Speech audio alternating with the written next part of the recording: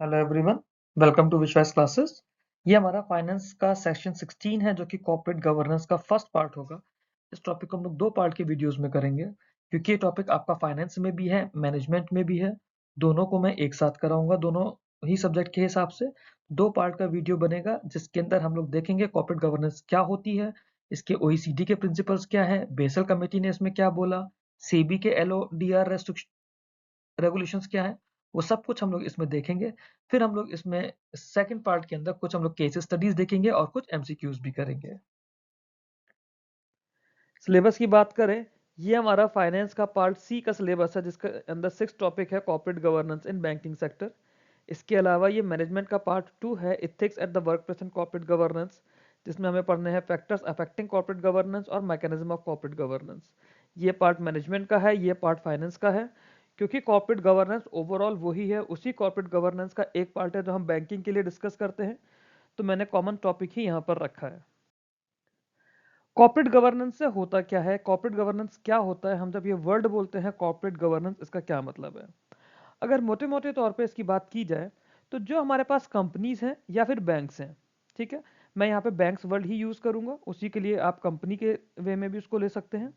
कोई private corporate होता है या फिर कोई बैंक है, उसमें जो उसका अपर मैनेजमेंट है, जो अपर एग्जीक्यूटिव्स हैं, सीनियर लेवल के लोग हैं, जैसे सीईओ हो गए, सीआरओ हो गए, या फिर उसके बोर्ड हो गया, बोर्ड ऑफ डायरेक्टर्स हो गए, तो वो लोग जो भी काम कर रहे हैं, जो भी उनके एक्शंस है with respect to the bank और the company, that should align with the long term interest of the stake holders.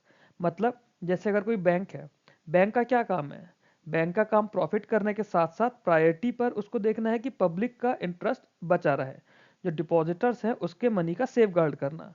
तो बैंक की कॉर्पोरेट गवर्नेंस अच्छी होने का मतलब है कि बैंक के अपर लेवल के लोग, पॉलिसी मेकर्स लोग ऐसे डिसीजन ले कि डिपॉजिटर्स का इंटरेस्ट खराब ना होए, है ना, कि जो उनका पैसा वो पैसा ना डूबे। तो corporate governance refer to the framework through which organisations are directed and controlled to ensure that management decisions are aligned with the long term interest of the stakeholders। Banking sector में कॉर्पोरेट गवर्नेंस का role और ज़्यादा हो जाता है, क्यों? क्योंकि यहाँ पर पब्लिक मनी की बात आती है और बैंकिंग जो है वो क्रिटिकल रोल प्ले करती है फाइनेंशियल इंटरमीडिएशन में। तो जब लोगों का पैसा है तो बैंक के एमडी हो गए, चेयरमैन हो गए, बैंक के डायरेक्टर्स हो गए, वो उसे अपने पैसे की तरह यूज़ नहीं कर सकते। उन्हें इंश्योर करना पड़ेगा कि उनके एक्शंस की वजह से पब्लिक का पैसा ना डूबे। अगर कॉर्पोरेट गवर्नेंस इफेक्टिव है ना, इफेक्टिव कॉर्पोरेट गवर्नेंस, अच्छी कॉर्पोरेट गवर्नेंस है, तो वो इंश्योर करती है कि बैंक जो है ट्रांसपेरेंट, अकाउंटेबल और रेस्पॉन्सिबल मैनर में काम करे, और उससे क्या रहेगा, फाइनेंशियल स्टेबिलिटी भी बनी रहेगी और पब्लिक का कॉन्फिडेंस भी रहेगा। अगर कॉर्पोरेट गवर्नेंस वीक है तो बैंकों में क्या होगा, बैंक ज़बरदस्ती ज़्यादा रिस्क लेने लग जाएंगे, फाइनेंशियल मिसकंडक्ट होगा, सिस्टमिक क्राइसिस बनेगी, और गवर्नेंस जो है एक अच्छे बैंकिंग सिस्टम के लिए कॉर्नर स्टोन हो जाएगा। जैसे आपने कुछ स्कैम सुने होंगे, Punjab and Maharashtra cooperative bank सुना होगा, पीएनबी का मेहुल चौकसी वाला स्कैम हुआ था, वो आप लोगों ने सुना होगा। तो ये जो सब थे, ये वीक कॉर्पोरेट गवर्नेंस का रिजल्ट था। इन स्कैम्स को भी हम लोग डिटेल में पढ़ेंगे, केस स्टडी की फॉर्म में हम लोग पढ़ेंगे अपने इसी वीडियो में। तो ये जो कुछ था, ये वीक कॉर्पोरेट गवर्नेंस का इशू था। जब बैंकिंग की हम लोग बात करते हैं ना, तो corporate governance emphasises oversight by the board, effective risk management, ethical conduct and compliance with the regulatory norms.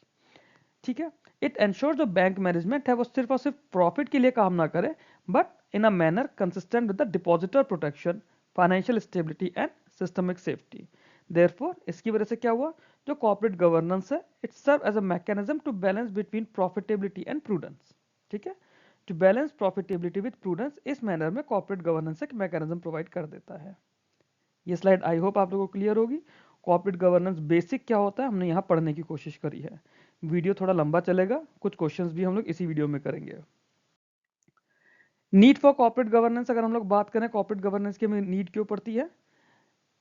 Corporate governance in banks arises primarily because bank deal with public deposit and operate with high leverage.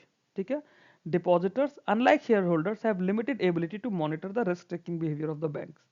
जब company में आप share holder होते हो, company के जो share holders हैं वो company की सिचुएशंस को, कंपनी के एक्शंस को मॉनिटर कर रहे हैं, वोटिंग भी करते हैं। बैंक्स के केस में ऐसा नहीं है, बैंक्स में तो आप डिपॉजिटर हो, आप बैंक्स के बिहेवियर को मॉनिटर नहीं कर पाते, making them vulnerable to governance failures. इसीलिए क्या होता है कि स्ट्रॉन्ग गवर्नर मैकेनिज्म चाहिए होते हैं टू सेफगार्ड डिपॉजिटर्स इंटरेस्ट।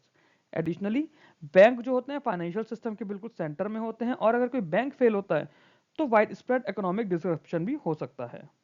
ठीक है। पुअर गवर्नेंस से क्या होगा? रेकलेस लैंडिंग होगी, accumulation of non performing assets हो जाएंगे, frauds and erosion of public trust हो जाएगा। इफेक्टिव कॉर्पोरेट गवर्नेंस होती है it ensures prudent decision making, sound risk management and ethical conduct, thereby profit तो कम होएगा ही होगा और फाइनेंशियल स्टेबिलिटी भी रिड्यूस हो जाएगी। और इसमें क्या होगा? जो बैंक फेलियर के चांसेस हैं वो भी कम हो जाएंगे। ठीक है, आगे चलते हैं।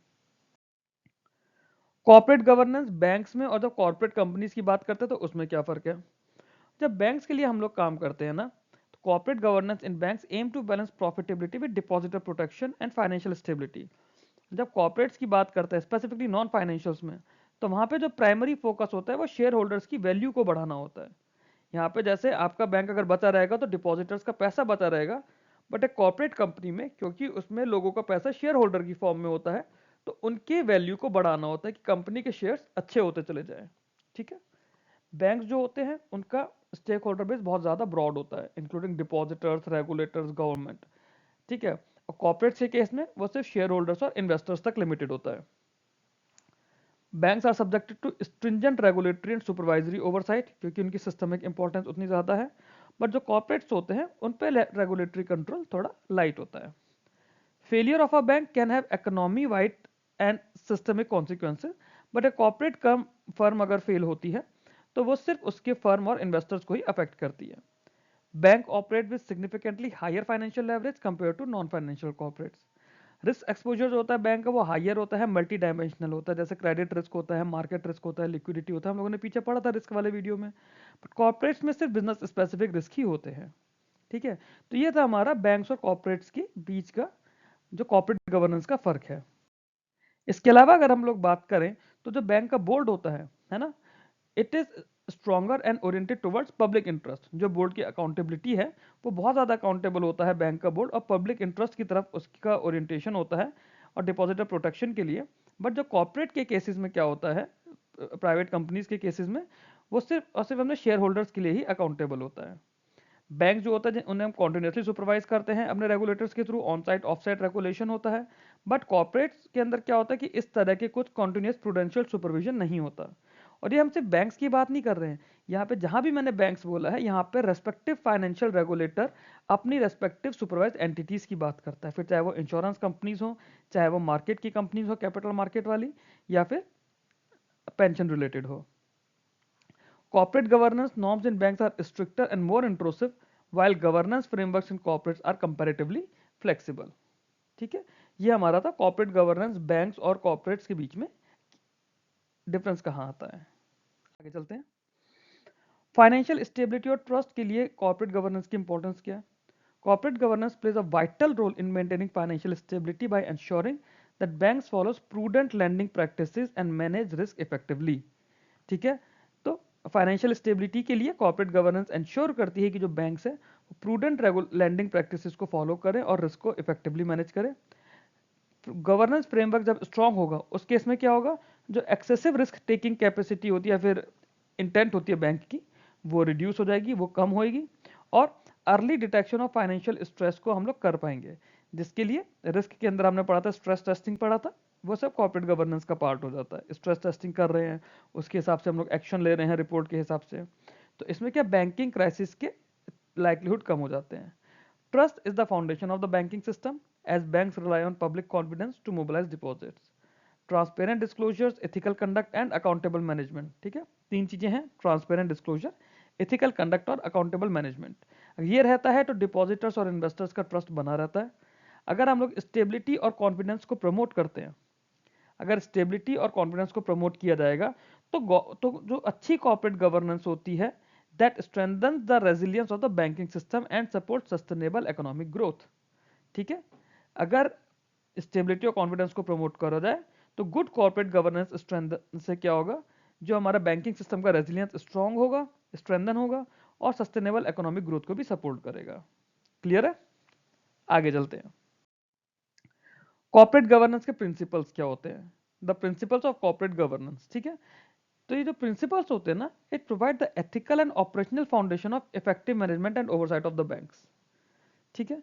These principles ensure that banks operate in transparent, accountable, and responsible manner while safeguarding the interest of all stakeholders and maintaining financial stability. अब प्रिंसिपल्स कौन कौन से हैं? सबसे पहला है ट्रांसपेरेंसी। ट्रांसपेरेंसी क्या होता है? It refers to the timely, accurate and complete disclosure of relevant information. जैसे बैंक्स की बैलेंस शीट आती है, वो उनकी वेबसाइट पे भी आपको अवेलेबल रहेगी, वो न्यूज़पेपर में भी पब्लिश होगी। उसमें क्या होगा, उससे आपको पता चलेगा कि बैंक की फाइनेंशियल हेल्थ कैसी चल रही है, बैंक के ओवरऑल डिपॉजिट्स कैसे चल रहे हैं, प्रॉफिट कितना चल रहा है, एनपीए की क्या कंडीशन है। तो ये एक तरह का ट्रांसपेरेंसी हो गया कि सारी रेलेवेंट इन्फॉर्मेशन को कंप्लीटली डिस्क्लोज करना है। It reduces information asymmetry between bank management, regulators, investors and depositors। ठीक है, ऐसा ना हो कि बैंक ने आरबीआई को कुछ और बताया है, गवर्नमेंट को कुछ और फिगर्स दी हैं, इन्वेस्टर्स को कुछ और फिगर्स दी हैं, डिपॉजिटर्स को कुछ और फिगर्स दी हैं। नहीं, तो जब डिस्क्लोजर्स आपके पब्लिक है, डिस्क्लोजर्स आपके ट्रांसपेरेंट है, तो सेम ही इंफॉर्मेशन आपको हर जगह देनी पड़ेगी। Transparent reporting enables stake holders to make informed decision and strengthens market discipline. ठीक है, बैंकिंग सेक्टर में ट्रांसपेरेंसी ज़्यादा ज़रूरी होती है। ठीक है, specifically with respect to non performing assets, provisions, capital adequacy and related party transactions. ये हमारा बैंकिंग सिस्टम में ट्रांसपेरेंसी इन चीज़ों की वजह से ज़्यादा इंपॉर्टेंट होती है। क्लियर है? आगे चलते हैं। फिर आता है अकाउंटेबिलिटी। अकाउंटेबिलिटी किसकी होनी चाहिए? अकाउंटेबिलिटी होती है बैंक के बोर्ड ऑफ डायरेक्टर्स की, सीनियर मैनेजमेंट की। They are answerable for their decisions and actions. जो overall performance of the bank है, तो बैंक की परफॉर्मेंस के लिए रिस्पॉन्सिबल कौन होगा? बैंक का अपर मैनेजमेंट, वही बैंक के लिए रिस्पॉन्सिबल है, जिसमें बैंक के बोर्ड ऑफ डायरेक्टर्स आ गया, सीनियर मैनेजमेंट आ गया, है ना। Clear allocation of roles and responsibilities ensure that failure and governance can be identified and corrections can be taken। अब उसके लिए बैंक में कई तरह की कमिटीज होती हैं, अलग अलग पोजीशंस होती है। जैसे कंप्लायंस रिलेटेड एक चीफ कंप्लायंस ऑफिसर होता है, रिस्क एनालिसिस के लिए, रिस्क ऑफ ऑपरेशंस देखने के लिए रिस्क ऑफिसर होता है, चीफ रिस्क ऑफिसर कहते हैं। सारे ओवरऑल बैंक के सुपरविजन और ऑपरेशंस के लिए चीफ एग्जीक्यूटिव ऑफिसर होता है। ऐसे ही बैंक का इंटरनल ऑडिट देखने के लिए हेड ऑफ इंटरनल ऑडिट होता है। वो सब कुछ हम वीडियो में आगे देखेंगे। Accountability discourages excessive risk taking. वरना बात ये है ना कि आपने कुछ ऐसा कर दिया, गलत हो गया, जिससे बैंक को नुकसान हो गया, तो कहते हैं कि जवाब कौन देगा? जवाब तो उसे ही देना पड़ेगा ना, जो भी उसके लिए रिस्पॉन्सिबल है। तो वो उस तरह के डिसीजंस नहीं होने देगा। Accountability discourages excessive risk taking and ensures that management decisions align with the long-term interests of the bank and financial system। ठीक है, in banks accountability of the board is crucial due to the high public interest involved। high public interest मतलब जो public का deposits का पैसा है वो। Responsibility क्या होता है? थर्ड नंबर पे हमारी रिस्पॉन्सिबिलिटी है obligation of banks to conduct their operation in ethical, prudent and law abiding manner. ये बैंक की जिम्मेदारी है, बैंक की रिस्पॉन्सिबिलिटी है कि वो सही तरीके से, प्रूडेंट वे में और लॉ अबाइडिंग मैनर में अपने काम करें। Bank management must ensure compliance with regulatory guidelines. जो रेगुलेटरी गाइडलाइंस कौन दे रहा है? आरबीआई दे रहा है। Internal policies and risk management norms. Responsible governance promotes sustainable growth by balancing profitability with safety and stability। It prevents reckless lending practices that may boost short-term profit but weakens bank long-term financial health। अगर governance responsible होगी तो bank की sustainable growth की बात करेगा, है ना। वो प्रॉफिटेबिलिटी को सेफ्टी के साथ बैलेंस करके रखेगा, सेफ्टी और स्टेबिलिटी के साथ में। अब इसमें क्या होगा, जो बैंक रेकलेस लैंडिंग करता है कि कुछ भी किसी को भी लोन दे दिया प्रॉफिट कमाने के चक्कर में, वो चीज़ बंद हो जाएगी। तो इसमें क्या हो गया, अगर रैकलेस लैंडिंग प्रैक्टिस होती है तो शॉर्ट टर्म प्रॉफिट तो लगेंगे, बट बैंक को लॉन्गर रन में वीक कर देगा। तो अगर अच्छी कॉर्पोरेट गवर्नेंस है, रिस्पॉन्सिबल गवर्नेंस है, तो वो इस चीज को काउंटर अटैक करता है। ठीक है, आगे चलते हैं। फेयरनेस और इक्विटी। फेयरनेस की बात करें तो fairness and equity requires that all stake holders are treated impartially and without discrimination. ठीक है, फेयरनेस और इक्विटी बताता है कि जो भी स्टेक होल्डर्स है उन्हें इम्पार्शियली ट्रीट करना है, उनके बीच उनमें कोई डिस्क्रिमिनेशन नहीं होना चाहिए। बैंकिंग सेक्टर की बात करें तो this includes fair treatment of depositors, minority share holders, borrowers and employees. Governance framework must prevent preferential treatment to promoters, connected parties और इन्फ्लुएंशियल बोरोवर्स। ठीक है, ऐसा ना हो कि आपको पता है कि ये इंसान सही नहीं है, बट ये अपनी पावर्स को गलत तरह से यूज करके बैंक से लोन ले रहा है।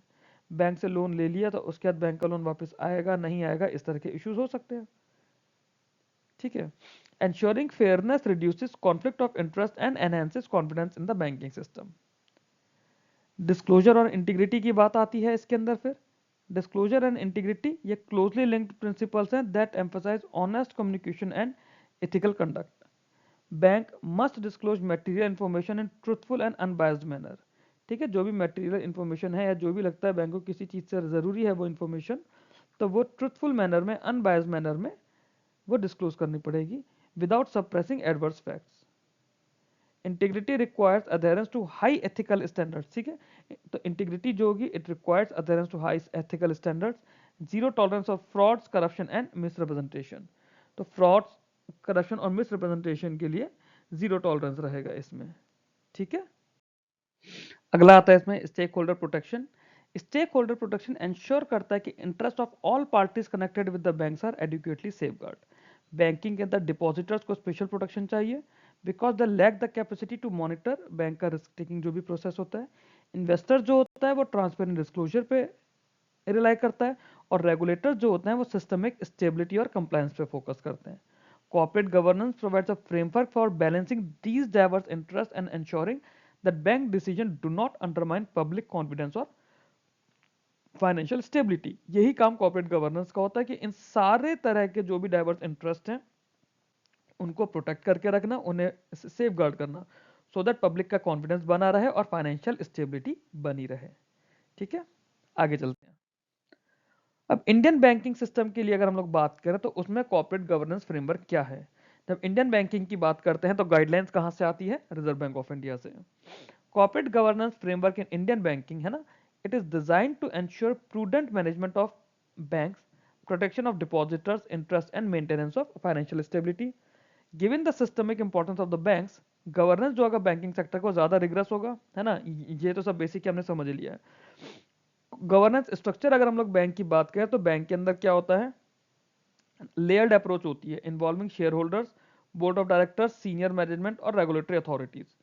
Shareholders appoints the board of director which is responsible for setting strategic direction and overseeing management. ठीक है, शेयर होल्डर्स जो होते हैं बोर्ड ऑफ डायरेक्टर्स को अपॉइंट करते हैं। सीनियर मैनेजमेंट जो होता है जिसको हेड करता है मैनेजिंग डायरेक्टर या फिर सीईओ, और हम लोग यहाँ पे MD and CEO same person को बोला जाता है यूजुअली। ये बैंक के डे टू डे ऑपरेशंस के लिए रिस्पॉन्सिबल होगा। फिर इसके बाद रिजर्व बैंक ऑफ इंडिया होता है, प्राइमरी रेगुलेटर और सुपरवाइजर है, जो कि गवर्नेंस के नॉर्म देगा, बोर्ड कंपोजिशन की रिक्वायरमेंट देगा, सुपरवाइजरी मैकेनिज्म देगा। ये जो स्ट्रक्चर है it ensures checks and balances and prevents concentration of powers. ठीक है, कंसंट्रेशन ऑफ पावर भी नहीं होनी चाहिए। बोर्ड ऑफ डायरेक्टर्स का क्या रोल है? Board of directors plays a central role in corporate governance in banks. It is responsible for defining the bank's strategic objectives, risk appetite and governance policies. तो कौन decide करेगा bank के लिए उसका strategic objective, risk appetite और governance policies? Board of directors. Board oversees senior management, ensures compliance with regulatory norms and monitors financial performance and asset quality। तो ये काम भी बोर्ड का है। क्या क्या? कि जो भी आरबीआई के या रेगुलेटरी नॉर्म्स हैं उनके साथ कंप्लाई करना, बैंक की फाइनेंशियल परफॉर्मेंस को मॉनिटर करना, बैंक की एसेट क्वालिटी को मॉनिटर करना। Board is also responsible for establishing a strong ethical culture, approving major policies and ensuring effective risk management or internal control। ठीक है, in banks, board role is critical due to high level of public trust and systemic risk involved। high level of public trust से मतलब है कि public का पैसा बहुत ज्यादा है भाई, बैंक चल तो पब्लिक के पैसे से रहा है ना, पब्लिक का हार्ड अर्न मनी है, पब्लिक का डिपॉजिट्स है, तो बैंक चलेगा तो उसी पर। तो ये बोर्ड ऑफ डायरेक्टर्स की बात हुई। फिर इसमें बोर्ड लेवल कमिटीज होती है। कौन कौन सी कमेटी होती है? पहली होती है ऑडिट कमेटी। ठीक है, ऑडिट कमेटी का क्या काम होता है? जो बैंक की फाइनेंशियल स्टेटमेंट है उसको देखना काम होता है कि जो भी फाइनेंशियल वैल्यूज आ रही है, फाइनेंशियल डेटा है, उसकी इंटीग्रिटी प्रॉपर हो, मतलब वो बिल्कुल सही हो, है ना। और उसके रेस्पेक्ट में इंटरनल और एक्सटर्नल ऑडिट मैकेनिज्म की इफेक्टिवनेस अच्छी रहे। ये इंश्योर करेगा compliance with accounting standards, regulatory requirement, internal control system. ठीक है, committee plays a key role in detecting financial irregularities and strengthening transparency and accountability within the bank। तो की role audit committee का क्या हो गया? फाइनेंशियल इरेगुलरिटीज को detect करना और उसके अलावा strengthening transparency and accountability with in the bank. फिर आती है risk management committee. Risk management committee का क्या काम होता है? ये रिस्पॉन्सिबल होती है for overseeing the banks overall risk profile and risk management framework. ठीक है, बैंक के ओवरऑल रिस्क प्रोफाइल और रिस्क मैनेजमेंट फ्रेमवर्क के लिए रिस्पॉन्सिबल होती है। It monitors credit, market, operational and liquidity risk and ensure करती है that risk are align with the bank's risk appetite, risk appetite क्या होता है कि बैंक की एक रिस्क की पॉलिसी होगी कि बैंक किस तरह का कितना रिस्क ले सकता है। तो कितना रिस्क ले सकता है वो बैंक का रिस्क एपेटाइट है। और ये इंश्योर करता है कि जो भी बैंक के ऑपरेशंस हैं, चाहे क्रेडिट के हों, लिक्विडिटी के हों, ऑपरेशनल हो, मार्केट के लिए हो, तो जो भी रिस्क हैं उसके, वो सारे बैंक के रिस्क एपेटाइट के साथ अलाइन होने चाहिए। Committee provides guidance on risk mitigation, ना रिस्क मिटिगेशन स्ट्रेटजीज पे गाइडेंस देती है, and ensure that risk consideration are integrated into business decision. ये काम भी रिस्क मैनेजमेंट का ही होता है कि जो रिस्क इंटीग्रेशन है वो बिजनेस डिसीजन में इंटीग्रेट हो पाए। ठीक है, आगे चलते हैं। नॉमिनेशन एंड रिम्यूनरेशन कमेटी, इसको एनआरसी बोला जाता है शॉर्ट में। इसका क्या काम है? It focuses on the appointment, evaluation and compensation of directors and senior management. ये इंश्योर करता है कि जो अपॉइंटमेंट्स है they are based on merit and professional competence. ऐसा ना हो कि भैया हाँ ठीक है मेरे चाचा का लड़का है इसको नौकरी पर रख लो। The committee also designs remuneration policies that align incentive with long term performance and risk management, thereby excessive risk taking को भी ये अवॉइड किया जाता है। आईटी स्ट्रेटजी कमेटी होती है जो कि बैंक के आईटी फ्रेमवर्क की बात करती है ना, और डिजिटल इनिशिएटिव्स की बात करती है। ये इंश्योर करती है कि जो आईटी सिस्टम्स है वो बिजनेस ऑब्जेक्टिव्स को सपोर्ट करे, साइबर रिस्क को मैनेज करके रहे, बैलेंस करके रहे, और डेटा सिक्योरिटी कंसर्न्स को भी बैलेंस आउट करके रखे। Committee also monitors technology adoption, digital banking strategies, compliance with regulatory guidance on IT governance. ठीक है, ये हुई बैंक की आईटी स्ट्रेटजी कमेटी। आगे चलते हैं। फिट एंड प्रॉपर क्राइटेरिया होता है डायरेक्टर्स का, है ना। तो जो भी होते हैं इसके इंडिविजुअल डायरेक्टर की तरह जिन्हें अपॉइंट किया जाता है, वो उनके अंदर इंटीग्रेटिव कॉम्पिटेंस होनी चाहिए, फाइनेंशियल साउंडनेस होनी चाहिए, और रेलेवेंट एक्सपोजर होना चाहिए। ये फिट एंड प्रॉपर क्राइटेरिया के पार्ट्स होते हैं। फिर इसके अलावा कुछ इसका एम होता है to prevent appointment of person with conflict of interest. For example, कोई अगर बड़ा इंडस्ट्रियलिस्ट है ना, जो मान लेते हैं कि आप ऐसे मान लीजिए कि मान लीजिए आप विजय माल्या को ले आए। अब विजय माल्या को क्या आप किसी बैंक के डायरेक्टर्स में बना सकते हैं? नहीं अपॉइंट कर सकते ना, वरना वो तो अपनी ही कंपनीज को लोन देगा, लोन लेकर भाग जाएगा फिर से। तो इस तरह से एम क्या है कि जो कॉन्फ्लिक्ट ऑफ इंटरेस्ट है वो नहीं होना चाहिए, पुअर फाइनेंशियल ट्रैक रिकॉर्ड नहीं होना चाहिए, लैक ऑफ एक्सपर्टीज नहीं होनी चाहिए। By enforcing fit and proper norms, regulator ensure करता है कि बैंक का जो बोर्ड है they are compose of capable and ethical individual, thereby strengthening overall corporate governance. अगर लोग सही होंगे तो कॉर्पोरेट गवर्नेंस सही होगी, अगर लोग ही गलत आएंगे, करप्ट लोग आएंगे, तो फिर कॉर्पोरेट गवर्नेंस अच्छी कैसे हो सकती है? कंक्लूजन इसका यही निकल कर आता है कि corporate governance framework in Indian banking relies on a strong board structure, specialized committee, regulatory oversight, and ethical leadership. Effective implementation of this framework enhances transparency, accountability, or risk management, thereby safeguarding depositor interest and promoting financial stability. ठीक है, इसमें तो कुछ ऐसा समझाने का नहीं है, थ्योरेटिकल ज़्यादा है टॉपिक, आई अंडरस्टैंड, थोड़ा बोरिंग भी होगा, बट बच्चों पढ़ना तो पड़ेगा, एग्जाम क्लियर करना है ना। और यहाँ से तो 10 नंबर का डायरेक्ट डिस्क्रिप्टिव सवाल भी आ सकता है, फाइनेंस में भी और मैनेजमेंट में भी। ठीक है, आगे चलते हैं।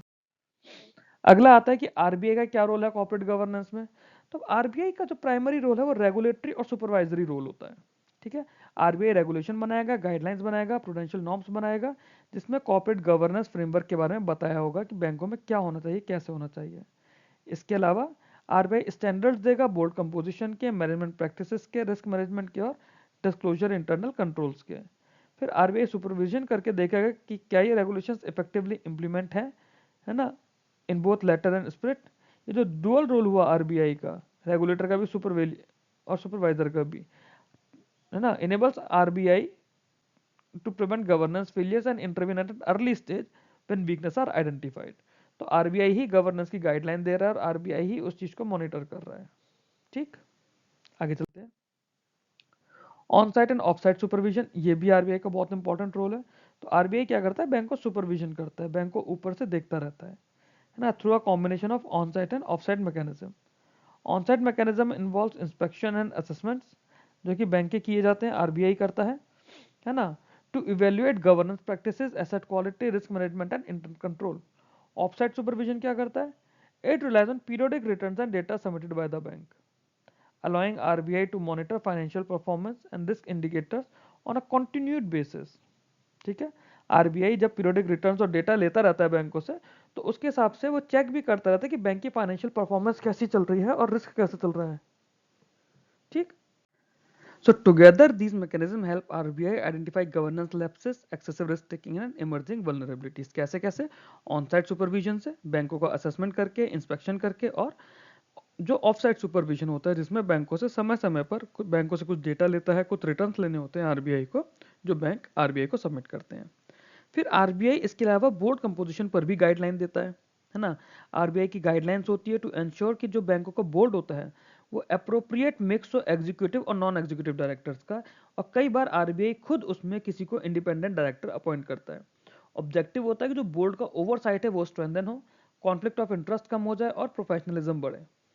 RBI also emphasizes diversity of skills and experiences on the board so that जो कॉम्प्लेक्स बैंकिंग रिस्क होंगे है ना उन्हें भी इफेक्टिवली समझा जाए और मॉनिटर किया जा पाए।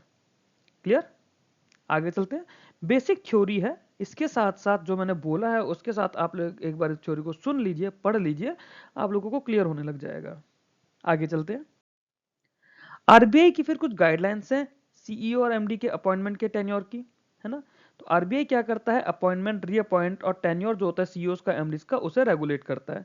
आप लोग कई बार करंट अफेयर्स में भी पढ़ते हैं, आगे भी पढ़ेंगे कि किसी बैंक में आरबीआई ने किसी को इंडिपेंडेंट डायरेक्टर अपॉइंट कर दिया, किसी बैंक का कोई नया सीएमडी आ गया, किसी बैंक का कोई सीईओ बन गया है, तो ये आरबीआई का काम है। These guidelines aim to ensure leadership stability while preventing concentration of power, है ना। Prescribing limits on tenure and emphasizing stability and experience, RBI strengthen करता है managerial accountability को and reduces governance risk arising from prolonged control by a single individual। अगर एक ही आदमी bank को चलाता रहेगा तो क्या होगा, उसकी पावर कंसंट्रेशन होने लग जाएगी, है ना, उसी के पास सारी पावर्स हो जाएगी। तो आरबीआई इस तरह के रिस्क को भी मिटिगेट कर देता है। आरबीआई ने बोल दिया कि एक पर्टिकुलर टेन्योर है, इससे ज्यादा कोई सीईओ नहीं रह सकता किसी बैंक में। फिर आरबीआई की रिस्क गवर्नेंस पे भी गाइडलाइंस है। आरबीआई स्ट्रॉन्ग एम्फेसिस देता है रिस्क गवर्नेंस पे as a core component of corporate governance. Banks are required to establish robust risk management framework, है ना, क्लियर ओवरसाइट होना चाहिए बोर्ड का और सीनियर मैनेजमेंट का। आरबीआई की गाइडलाइन ने मैंडेट किया हुआ है identification, measurement, monitoring and mitigation of की risk such as credit risk, market, operational liquidity, जो हमने रिस्क मैनेजमेंट में पीछे पढ़ा भी है।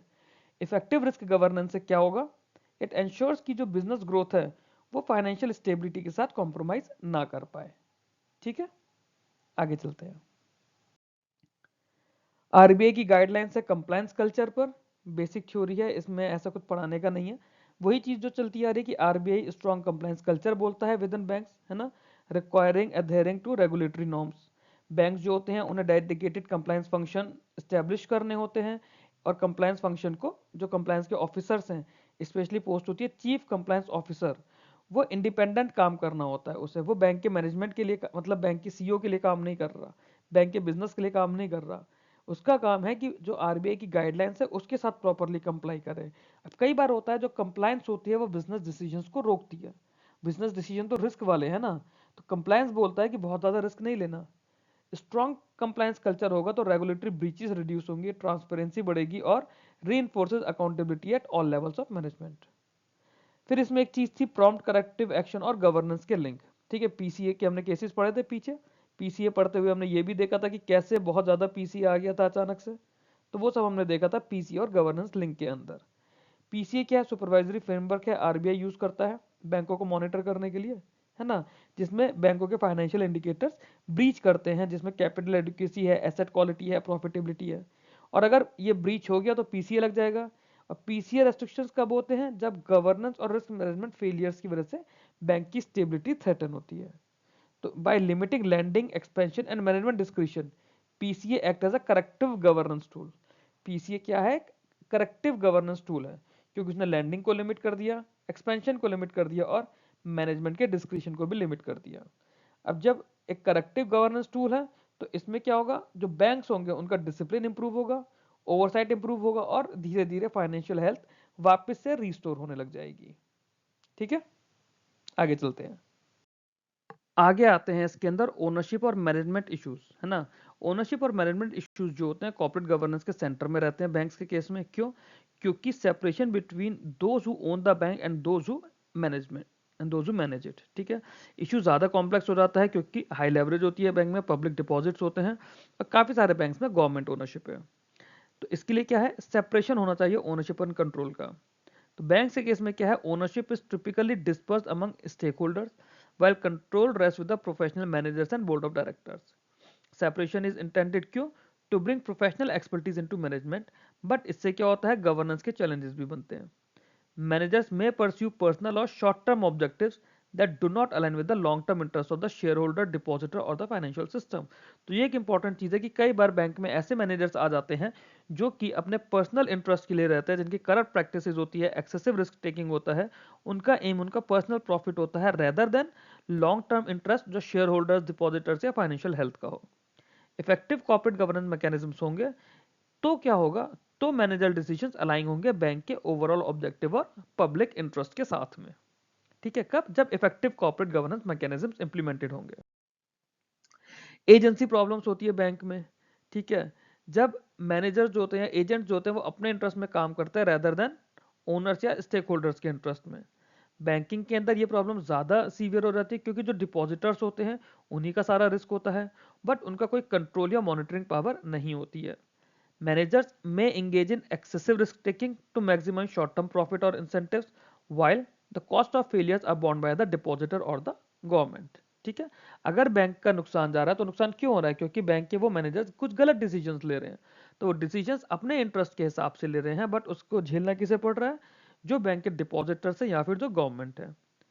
स्ट्रॉन्ग बोर्ड ओवरसाइट अगर होगा, इंसेंटिव अलाइनमेंट होगा, रेगुलेटरी सुपरविजन होगा, तो क्या होगा, तो ये एजेंसी प्रॉब्लम का रिस्क मिटिगेट हो पाएगा. Government ownership and governance challenge in public sector banks. जो पब्लिक सेक्टर बैंक्स होते हैं उनके पास एक यूनिक तरह के इश्यूज होते हैं कि उनकी गवर्नमेंट ओनरशिप होती है. तो गवर्नमेंट क्या होती है, मेजोरिटी शेयर होल्डर. ठीक है, मेजोरिटी शेयर होल्डर होता है, बट डिसीजन मेकिंग में be influenced by non commercial consideration such as social objective और पॉलिटिकल प्रेशर. इससे क्या होगा, जो बोर्ड की ऑटोनॉमी है वो डाइल्यूट होने लगती है, अकाउंटेबिलिटी कम हो जाएगी और मैनेजर डिसीजंस में डिले होने लग जाएंगे. एडिशनली डुअल कंट्रोल है, गवर्नमेंट का भी रेगुलेटर का भी, तो उसमें कई बार क्या होता है, रेस्पॉन्सिबिलिटी ब्लर होने लग जाती है, making governance reforms in PSBs more complex compare to the private banks. ठीक है, moral hazards and too big to fail issue. Moral hazards कब आते हैं, when bank take excessive risk under assumption that they will be bailed out due to their systemic importance. Large banks are considered too big to fail, है ना, may expect a government or regulatory support during crisis, reducing their incentive to manage prudent governance. तो जो bank इतने ज़्यादा बड़े हो जाते हैं, जैसे आरबीआई बोलता है, एसबीआई है, एचडीएफसी है, आईसीआईसीआई है, they are too big to fail, है ना, क्योंकि अगर ये बैंक के साथ कुछ गलत होता है तो उन बैंकों को लगेगा कि हम इतने बड़े हैं, अगर हमारी वजह से पूरा सिस्टमिक रिस्क आ जाए तो गवर्नमेंट या फिर आरबीआई को हमें सपोर्ट करना पड़ जाएगा. Clear? This weakens market discipline and encourages risky behaviour. Strong corporate governance, higher capital requirement and strict supervision इस तरह के मॉरल हैजार्ड और को रोकने के लिए और फाइनेंशियल स्टेबिलिटी को प्रोटेक्ट करने के लिए जरूरी होते हैं. रिस्क मैनेजमेंट और कॉर्पोरेट गवर्नेंस की बात करें तो जो रिस्क मैनेजमेंट है ये कोर कंपोनेंट है कॉर्पोरेट गवर्नेंस का बैंक्स के अंदर. जैसे कि बैंकिंग एक्टिविटी जो होती है उसमें बहुत सारे फाइनेंशियल और नॉन फाइनेंशियल रिस्क तो होते ही हैं, हमने रिस्क वाली क्लास में भी पढ़ा था. साउंड गवर्नेंस होगा, it ensure that risk are identified, measured, monitored and controlled effectively. Risk governance framework की बात करें तो it defines the roles and responsibilities of the board, senior management and risk management function in overseeing risk taking activities. ठीक है, it ensure जो bank होगा operate करता है within approved risk appetite and risk considerations are integrated into strategic operational decisions. ऐसा नहीं कि मैं सिर्फ रीड कर रहा हूँ, कुछ ऐसा समझाने का होगा तो मैं उसको समझा भी रहा हूँ. मैं सिर्फ रीडिंग नहीं कर रहा हूँ, रीडिंग तो आप लोगों को भी ऐसे ही करनी पड़ेगी, बट साथ साथ आपको समझना भी पड़ेगा. स्ट्रॉन्ग रिस्क गवर्नेंस फ्रेमवर्क जो होगा, it prevents excessive risk accumulation and support long term sustainability. तो फिर मतलब क्या हुआ, जो बैंक होगा अगर रिस्क गवर्नेंस फ्रेमवर्क हमारा अच्छा होगा तो बैंक अपने रिस्क एपेटाइट के हिसाब से ही काम करेगा, और जो रिस्क कंसिडरेशंस है वो उसके स्ट्रेटेजिक या ऑपरेशनल डिसीजंस में रिफ्लेक्ट होने लग जाएंगे. जितना बेटर रिस्क गवर्नेंस फ्रेमवर्क होगा वो उतना ही रिस्क एक्यूमुलेशन को, मतलब एक्सेसिव रिस्क को एक्यूमुलेट होने से रोकेगा और लॉन्ग टर्म सस्टेनेबिलिटी और स्टेबिलिटी बनी रहेगी. क्लियर? बोर्ड ओवरसाइट क्या होता है क्रेडिट रिस्क का, board oversight of market risk क्या होता है, ये चीज आप लोग रीड करेंगे क्योंकि रिस्क मैनेजमेंट मैंने आपको पढ़ाया हुआ है, तो इसमें कुछ ऐसा है नहीं, आप लोग सिर्फ एक बार रीड करेंगे आप लोगों को समझ आ जाएगा. Board oversight of operational risk और एंटरप्राइज रिस्क मैनेजमेंट, ये भी उसी तरह से ऑपरेशनल रिस्क आप लोगों ने पढ़ा हुआ है. ठीक है। एंटरप्राइज रिस्क मैनेजमेंट में क्या होता है, ये इंटीग्रेटेड अप्रोच होती है जो कि सारे रिस्क जो कि बैंक्स देखेगा उन्हें होलिस्टिक मैनर में देखेगी rather than in isolation. ERM क्या करेगा, it enables bank to understand interlinkages between different risk, है ना। ईआरएम की हेल्प से बैंक के सारे रिस्क आपस में इंटरलिंक हो पाएंगे और एक इन्फॉर्म्ड स्ट्रेटेजिक डिसीजंस बन पाएंगे। कॉर्पोरेट गवर्नेंस ये इंश्योर करते हैं कि ईआरएम जो है वो अक्रॉस द ऑर्गेनाइजेशन एम्बेडेड हो और बैंक के ऑब्जेक्टिव और रिस्क एपेटाइट के साथ ही काम करे। ठीक है। चीफ रिस्क ऑफिसर होता है इन चीजों के लिए बैंक में। चीफ रिस्क ऑफिसर का क्या काम है, स्ट्रेंथनिंग रिस्क गवर्नेंस। सीआरओ जो होगा ये रिस्पॉन्सिबल होगा independently assessing risk, reporting directly to senior management and the board and ensuring adherence to risk policies. CRO को बिजनेस फंक्शन से इंडिपेंडेंट रखा जाता है so that conflict of interest ना रहे। Strong CRO functions enhances transparency, accountability and effective risk management. ठीक है। तो जो ओनरशिप और मैनेजमेंट इश्यूज हैं उन्हें अगर रिस्क गवर्नेंस के साथ कंबाइन कर दिया जाए, है ना, तो कॉर्पोरेट गवर्नेंस की स्ट्रेंथ हम निकाल पाएंगे कितनी स्ट्रेंथ है। एजेंसी प्रॉब्लम को, मॉरल हैजार्ड्स को, गवर्नेंस चैलेंजेस को हमें एड्रेस करना है स्पेशली पब्लिक सेक्टर बैंक्स में, बट इसके साथ में रोबस्ट रिस्क मैनेजमेंट फ्रेमवर्क भी चाहिए। It is essential for maintaining financial stability and public trust. ठीक है। ये इसलिए कि अगर इससे रिलेटेड कुछ क्वेश्चन आपके पास आता है तो आपको किस तरह से आंसर को कंक्लूड करना है। आगे चलते हैं, बात करते हैं Basel committee guidelines on corporate governance. ठीक है। Basel committee on banking supervision जो है बीसीबीएस, ठीक है, जो कि बीआईएस का पार्ट है, बैंक फॉर इंटरनेशनल सेटलमेंट, उन्होंने गाइडलाइंस दी है कॉर्पोरेट गवर्नेंस की। ठीक है। ये क्या हुआ था, ये प्राइमरी और मोस्ट करंट सेट है गाइडलाइंस का जो कि जुलाई 2015 में आया था। इससे पहले 2010 में थे principles for enhancing corporate governance, ये अब ऑब्सोलीट हो गए हैं, जुलाई 2015 के हमारे लेटेस्ट है। ये जो प्रिंसिपल्स हैं ये फ्रेमवर्क देंगे बैंक्स को, सुपरवाइजर्स को, ताकि robust transparent risk management, sound decision making और ओवरऑल सेफ्टी एंड साउंडनेस रहा बैंकिंग सिस्टम की। क्लियर है। देखते हैं इसके अंदर क्या क्या बताया गया है। इसके अंदर 13 कोर प्रिंसिपल बताए गए। पहला, बोर्ड बोर्ड्स ओवरऑल रेस्पॉन्सिबिलिटी। दूसरा, बोर्ड्स क्वालिफिकेशन एंड कंपोजिशन। तीसरा, बोर्ड्स ऑन स्ट्रक्चर। चौथा, सीनियर मैनेजमेंट। पहले इन चार को डिस्कस कर लेते हैं। पहले में बोला गया कि बोर्ड की ही अल्टीमेट रिस्पॉन्सिबिलिटी होगी बैंक की, इंक्लूडिंग जो बैंक के स्ट्रेटेजिक ऑब्जेक्टिव्स हैं, गवर्नेंस फ्रेमवर्क है, कॉर्पोरेट कल्चर है, रिस्क एपेटाइट है। ठीक है। तो board must exercise duty of care and duty of loyalty. जो भी बैंक के अपर लेवल के फंक्शंस हैं वो जिम्मेदारी पूरी की पूरी बोर्ड की है। जैसे कि बैंक के स्ट्रेटेजिक ऑब्जेक्टिव्स क्या है, गवर्नेंस फ्रेमवर्क क्या है, बैंक में कॉर्पोरेट कल्चर कैसा है, बैंक का रिस्क एपेटाइट कैसा है, ये सारी जिम्मेदारी बोर्ड की है। दूसरा, इन्होंने बोला कि बोर्ड के जो भी मेंबर्स हैं वो क्वालिफाइड होने चाहिए, चाहे इंडिविजुअली बात की जाए या कलेक्टिवली बात की जाए। उनके पास अप्रोप्रिएट डाइवर्सिटी होनी चाहिए, स्किल्स, एक्सपीरियंस, इंडिपेंडेंस होनी चाहिए, और वो सफिशिएंट टाइम डिवोट कर पाए। ऐसा ना हो कि बस बोर्ड में आके बैठ गए फिर कुछ काम धाम नहीं करना। They should remain up to date.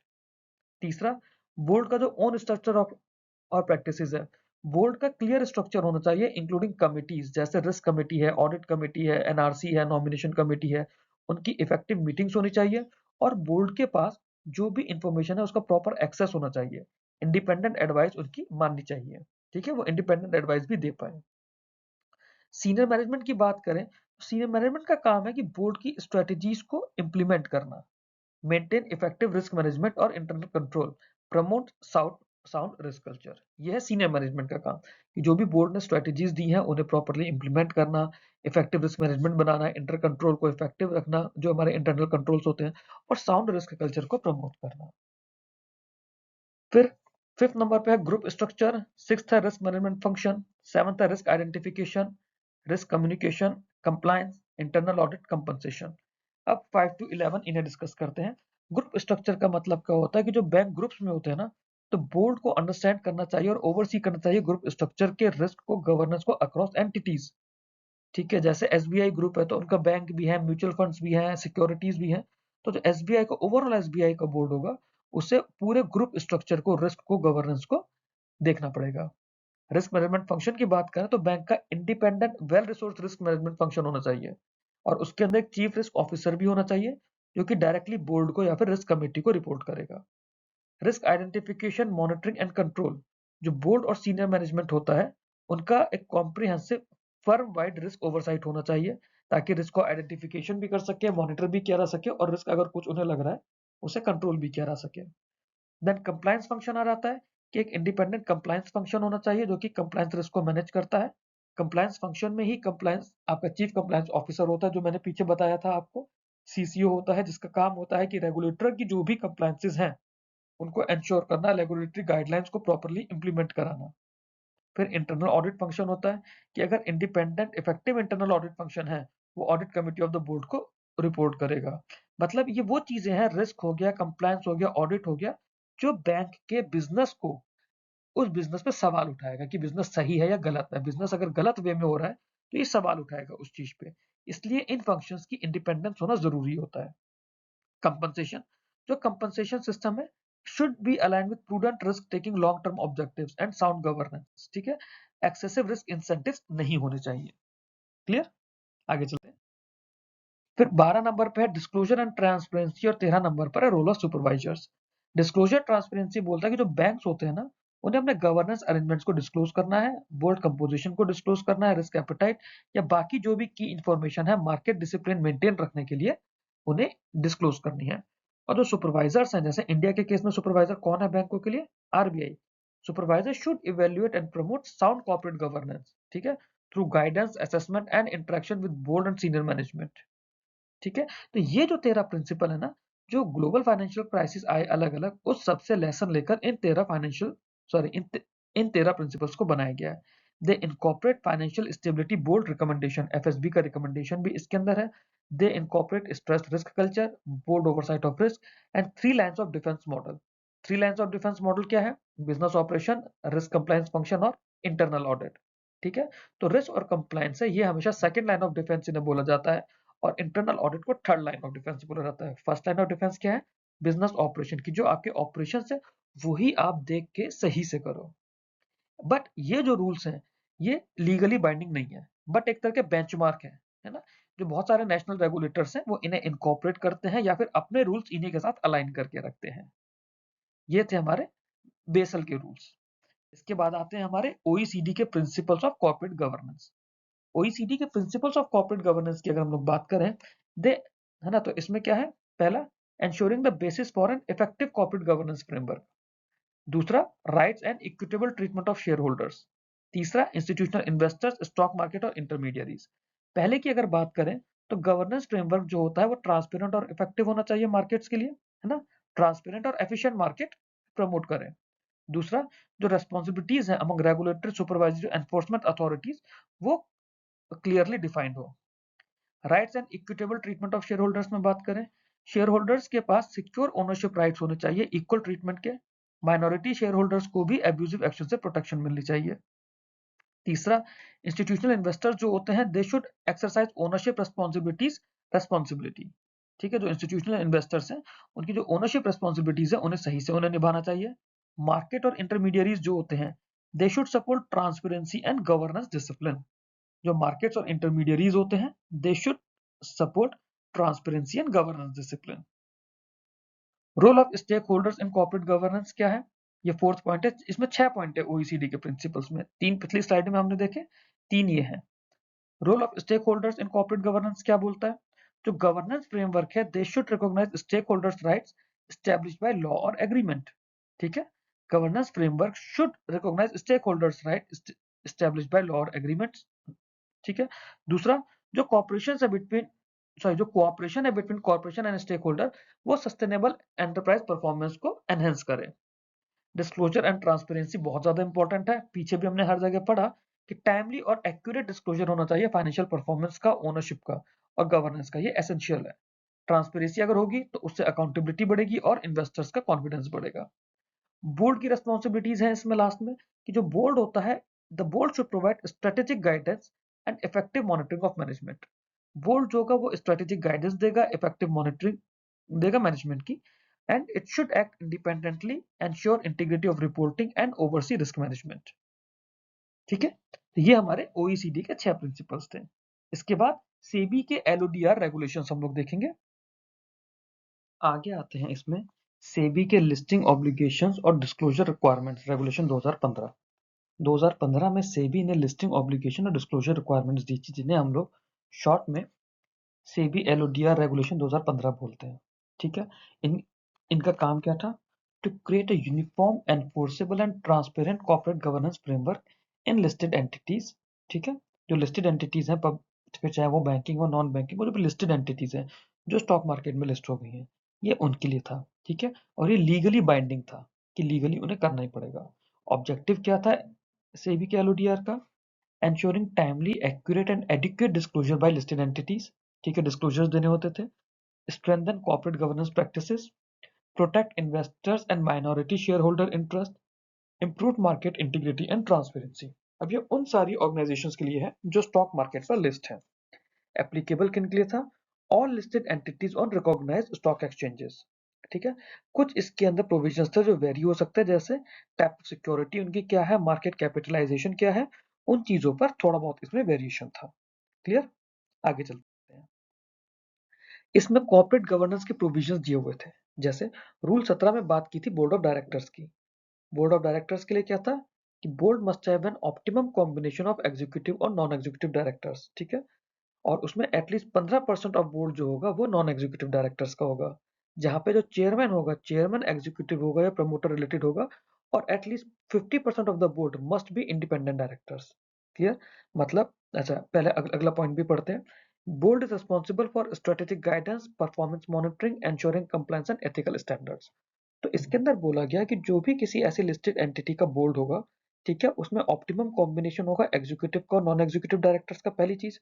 दूसरी चीज, जो बोर्ड होगा एटलीस्ट उसका 50% बोर्ड होगा वो नॉन एग्जीक्यूटिव डायरेक्टर्स का होगा। तीसरा, जहां पे चेयरपर्सन एग्जीक्यूटिव है या फिर प्रमोटर से रिलेटेड है, वहां पे जो 50% बोर्ड होगा एटलीस्ट 50% वो इंडिपेंडेंट डायरेक्टर्स का होगा।